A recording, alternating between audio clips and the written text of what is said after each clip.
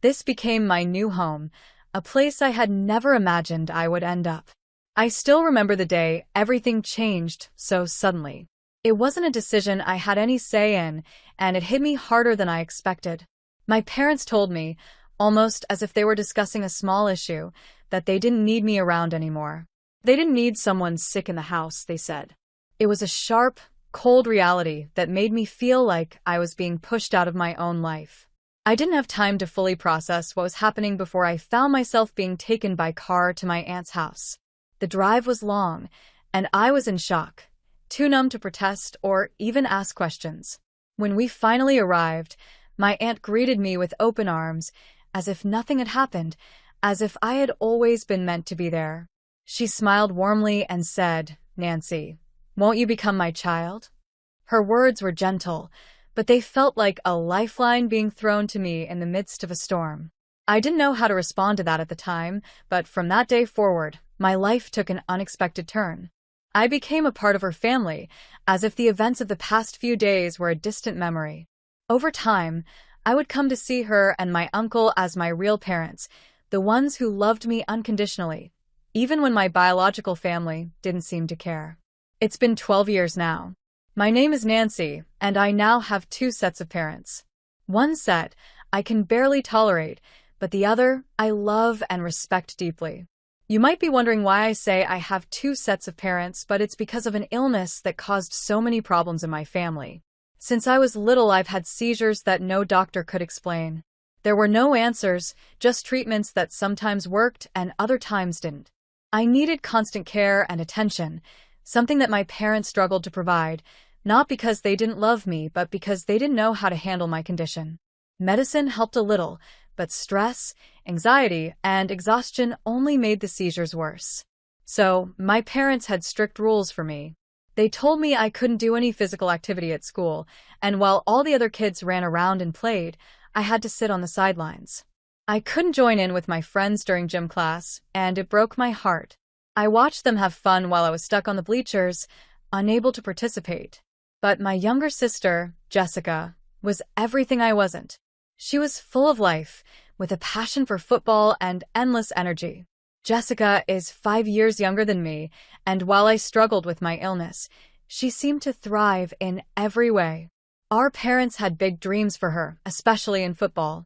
She joined a local club in elementary school, and before long, she was one of the top players, making incredible progress. Eventually, she joined an even more prestigious sports club, and there, she continued to shine. She led her team during games and practices, and I couldn't help but feel proud of her. But if I'm being honest, I also felt a deep sense of jealousy. I wanted to be the one to achieve things, to show my family that I was capable, but it was clear that they only had eyes for Jessica. The difference in how my sister and I were treated became more apparent as time went on. Jessica always received homemade, healthy meals, while I was given whatever was easiest: bread, instant soup, or sometimes even leftovers from her meals. She wore the latest fashionable clothes, while I was handed her hand-me-downs, the clothes she had outgrown. During holidays, birthdays, and even moments when I achieved something at school, Jessica was the one who got all the attention. My accomplishments were often overlooked. That was just how things were. I became accustomed to it, but it never stopped hurting. I remember how my sweet sister, always so cheerful, would come to me and ask, "Big sister, won't you play football with me?" She'd hold the ball out to me with such hope in her eyes. It broke my heart to say no, especially when I wanted so badly to be part of that world with her. "Sorry, I can't do intense exercise," I would tell her, feeling reluctant as the words left my mouth. Jessica would pause for a moment, looking up at the sky in thought.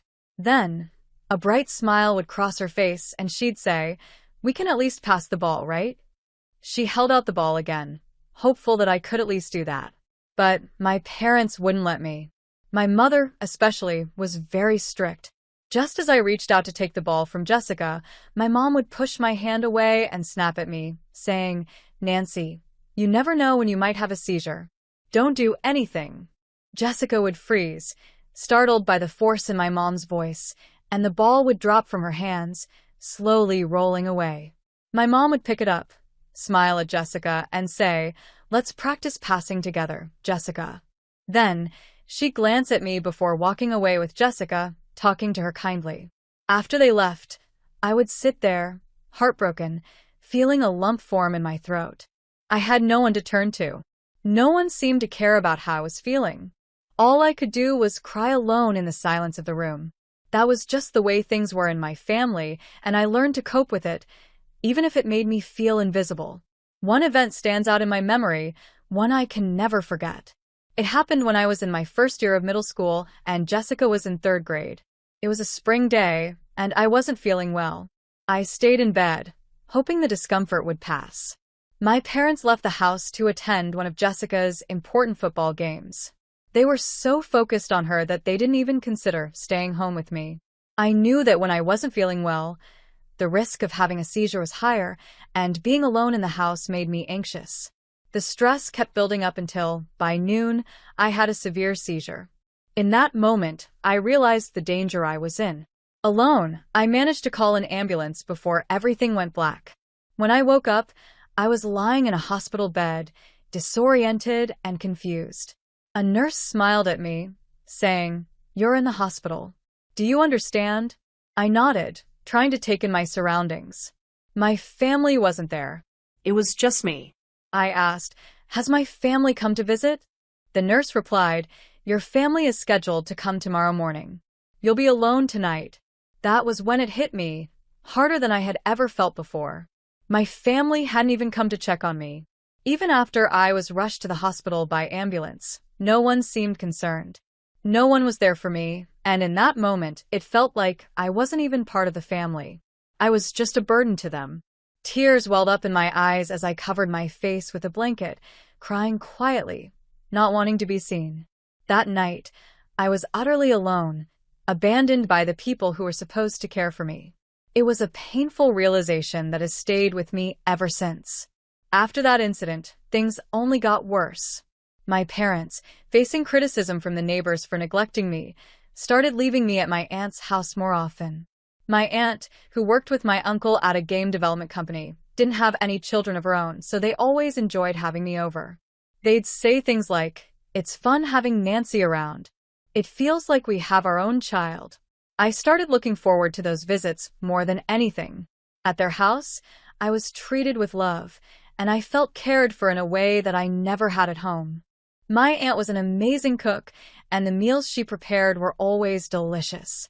I would often ask for seconds, savoring every bite.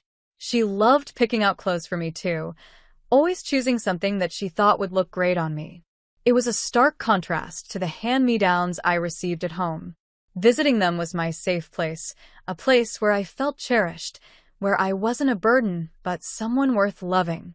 So, when the time came for my dad to take me to my aunt's house again at the end of my first year of junior high, I didn't hesitate. I knew I would be treated with the care and kindness I so desperately needed. Little did I know, this would mark the beginning of a whole new chapter in my life. The car was packed with my belongings, and I was feeling a mix of excitement and nervousness as we drove toward my aunt's house. Summer was ahead, and I was eager to spend it there. After all the turbulence with my parents, I was hopeful that this would be a fresh start. When we arrived and began unloading my things, there was an odd shift in the air. My dad, for some reason, seemed unusually cheerful, which was strange given everything that had happened. But my aunt, on the other hand, looked worried. That made me feel uneasy. My relationship with my dad had always been complicated. We didn't have the best connection, and there were many times when I felt like a stranger in my own family. So, when he walked into the house with a big grin on his face, I didn't feel like asking him what was going on. Instead, I just stood there, silently trying to read the situation. My dad, still smiling, spread his arms wide and announced, "Look, from now on, this is your new home. We don't need a sick person anymore." I couldn't believe what I was hearing. My dad was happy, as if it were some kind of celebration. I was stunned, and a wave of disbelief washed over me.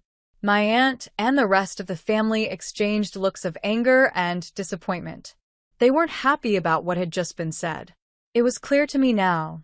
My parents had made up their minds about me. They were focused entirely on my sister's future, her football scholarship abroad. They had decided to stop paying for my medical treatment, all so they could fund Jessica's studies. It felt like my life didn't matter at all. No matter how hard my aunt and uncle tried to change my parents' minds, it seemed that nothing was going to work. My parents were resolute in their decision. Then my aunt, with a firm but gentle voice, turned to my dad and said, "If you stop her treatment, I will take Nancy in." That was when the full weight of everything hit me. I had always known that my parents were difficult, but this was something else. They were giving up on me, just like that. They didn't even seem to care. I was left speechless, too shocked to say anything. My aunt, sensing how overwhelmed I was, came over and spoke to me softly. "Your dad said you wanted to leave home too, which is why I agreed to this. But it looks like you weren't told anything. There's still time to fix this, Nancy. You should talk to your parents and sort this out." But even as she spoke, I knew it was too late. It didn't feel like there was anything left to salvage between me and my parents. I had already come to terms with the fact that they were no longer my family. I couldn't look at them the same way anymore. I shook my head and turned to my aunt. "If it's okay with you, Auntie, I want to stay here," I said, my voice trembling. I couldn't bear the thought of going back to a place where I wasn't wanted. "I promise I won't be a burden. I'll help around the house. Just please let me stay." I stood up slowly, feeling a wave of anxiety rise within me. My aunt and uncle exchanged uncertain glances. I could tell they were surprised by how much I was pleading. My hands shook as I tried to hold back the tears. But then, my aunt gently placed her hand on my head and spoke in a soft, loving voice. "Nancy, won't you become our child?" she asked, her eyes filled with warmth and affection. I looked up at her, and then I saw my uncle smiling too. He wiped his eyes, clearly moved by the moment. My heart swelled with relief, and tears streamed down my face. "Yes, please," I whispered, overwhelmed with emotion. My aunt, her own eyes filling with tears, pulled me into a tight hug. It was a hug that felt like home, a hug that made me feel safe, loved, and wanted. My uncle watched us, also wiping away tears. From that day forward, I became their child. Eventually, we went through the legal adoption process, and I officially became their daughter. It was a fresh start, one that I had never imagined but desperately needed. I didn't have to worry about my illness taking center stage in my life anymore. With the support of my aunt and uncle, my health started to improve, and the seizures became fewer and fewer. For the first time, I could participate in gym class without fear, and I could play with my friends like everyone else. It felt like I had regained control over my life, and I was finally living in a way that felt normal. Living with my aunt and uncle brought me more happiness than I had ever known. They allowed me to pursue the things I loved, without placing restrictions on me because of my health. Eventually, I discovered a passion for trading card games, and even though there was always the risk of a seizure, my aunt and uncle supported me fully. They never once told me I couldn't compete. They believed in me, and that belief fueled my desire to succeed.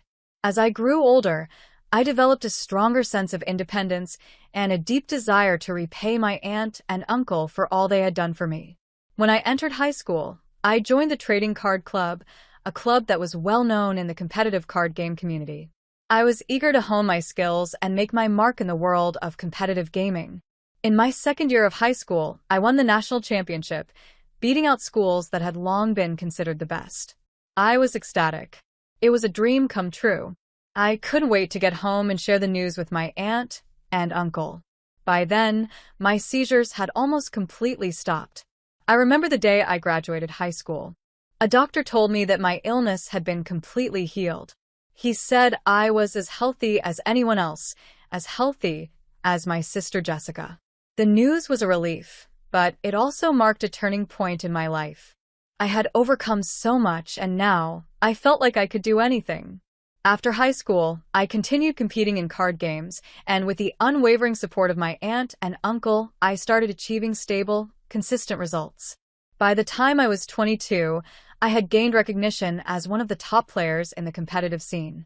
Now, at 24, I'm known as the Queen of Trading Cards, I've come a long way from the girl who was abandoned and left behind.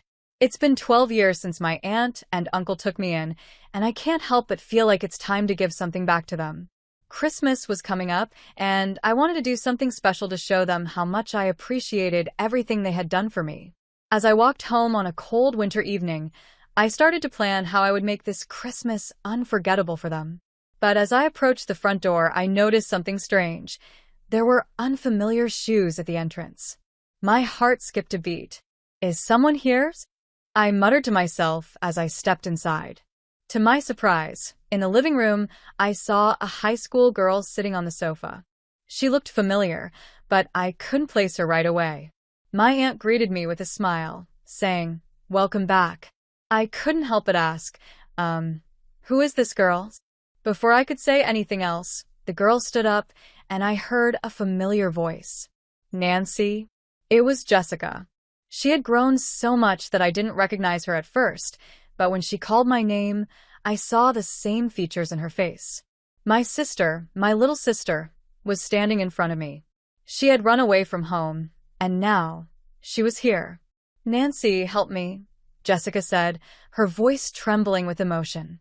The shock on my face must have been clear, because my aunt started to explain what had been going on at home. Jessica had run away, and she needed help. I couldn't believe it. My sister, the one who had everything growing up, the one who had always been the center of attention, had run away. I didn't know what had happened, but I knew one thing for sure. Everything was about to change. When my dad forced me to leave, it was a huge shock for Jessica. I can still see her face, her eyes wide with panic, as she begged our parents, crying, "I'll quit football, just let Big Sis come home." But our father, his voice sharp and dismissive, scolded her harshly. "What are you saying? All of this was for your football. You can't give up now. I won't let you quit. You're your mother's only child, and you need to work hard and become a great player." My mother stood by his side, her voice cold and unwavering. She ignored Jessica's tears, pushing her to keep going, to keep playing, even though it wasn't what Jessica wanted. It was a life that had been forced on her since she was young. Football had become her identity, not because she loved it, but because it was something our parents had pushed on her with all their might. It didn't matter how much Jessica resisted or how little she wanted it. They controlled her life, her choices, and her future. As Jessica grew older, the pressure didn't ease. It only intensified.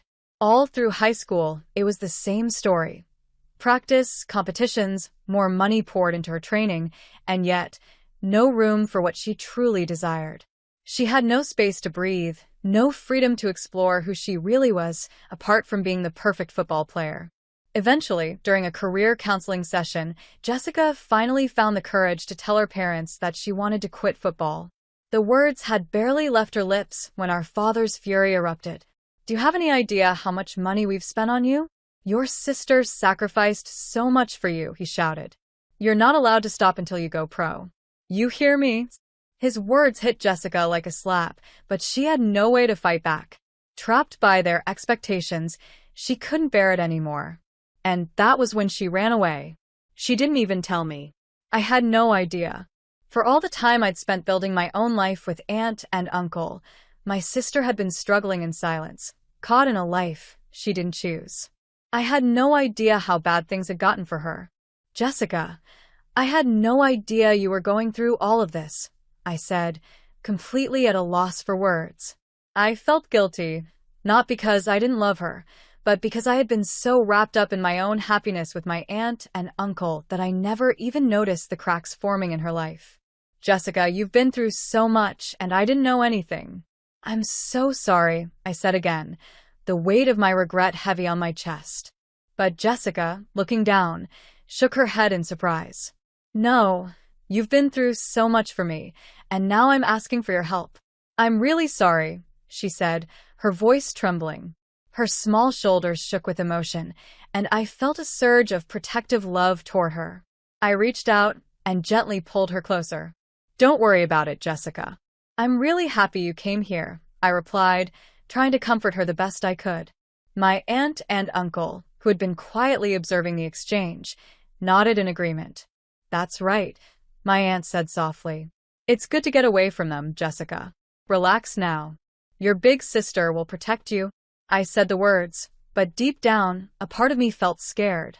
I didn't know how to help her, or how to take on this responsibility.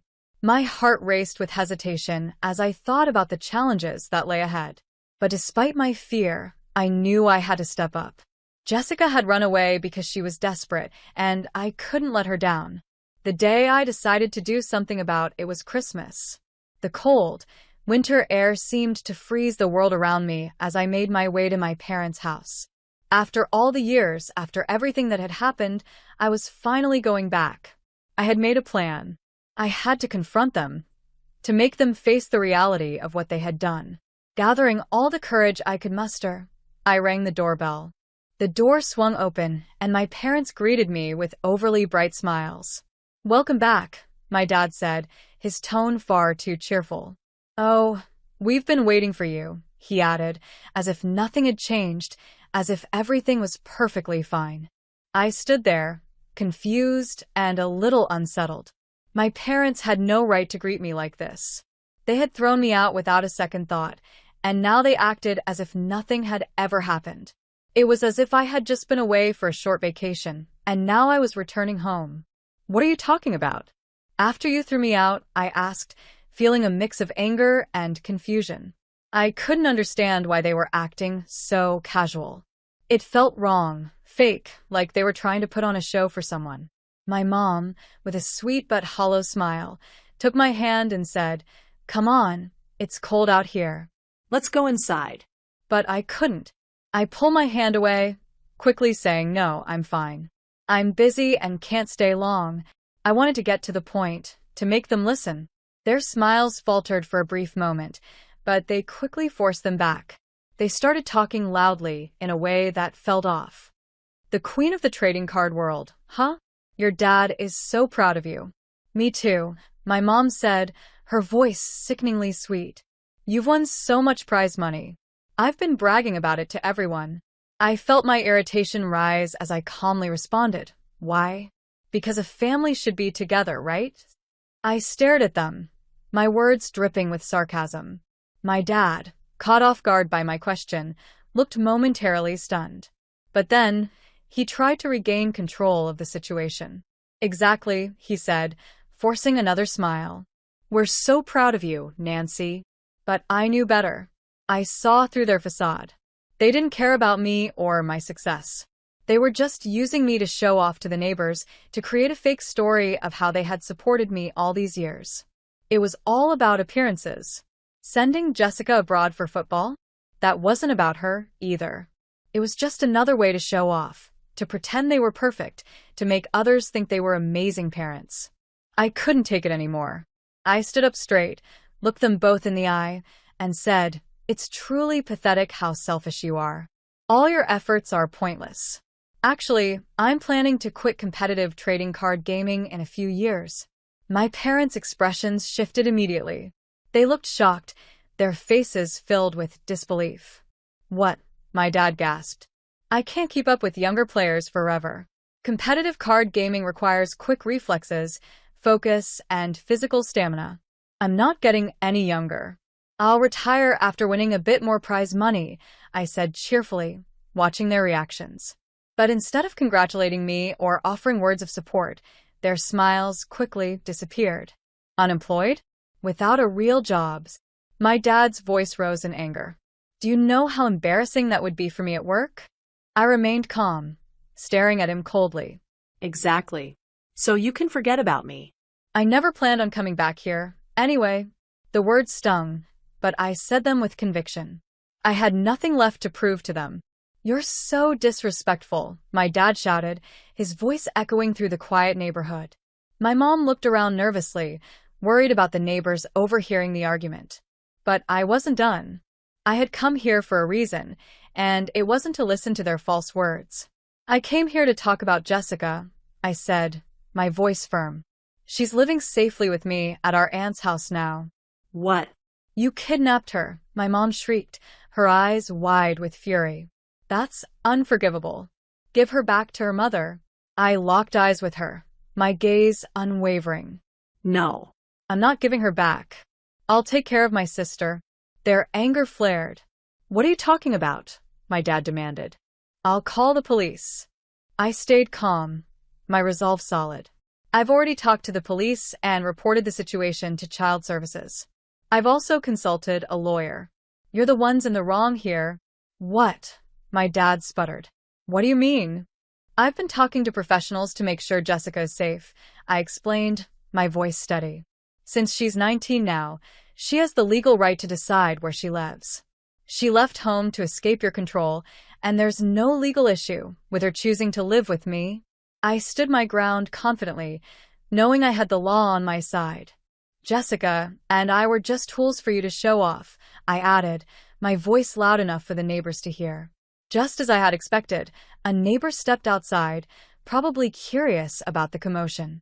I saw the opportunity and raised my voice, making sure everyone could hear. Everyone, I shouted. These people stopped my medical treatment just to send my sister abroad for football. If my aunt and uncle hadn't taken me in. You only see your kids as tools, I said, my voice firm and unwavering. Neither Jessica nor I will ever come back here. If you try to interfere, I'll call the police. Just so you know, I'm ready to sue. My words hung in the air like a heavy weight, each one a promise that I would not be silenced, that I would protect my sister and myself, no matter the cost. My parents stood before me, their faces twisted with discomfort and anger, struggling to find a response. They could see in my eyes that I was not the same person who had once been under their control. I would not bend. As I stared at them, I felt a sense of finality. This was the last time I would ever let them have power over me. Through the windows and yards around us, I noticed many of our neighbors watching our confrontation, their expressions a mix of surprise and concern. It made me feel like the entire world was finally seeing my parents for who they truly were. I promised myself, with every ounce of my being, that I would never return to this house. This was the end. Without another word, I turned on my heel and walked away.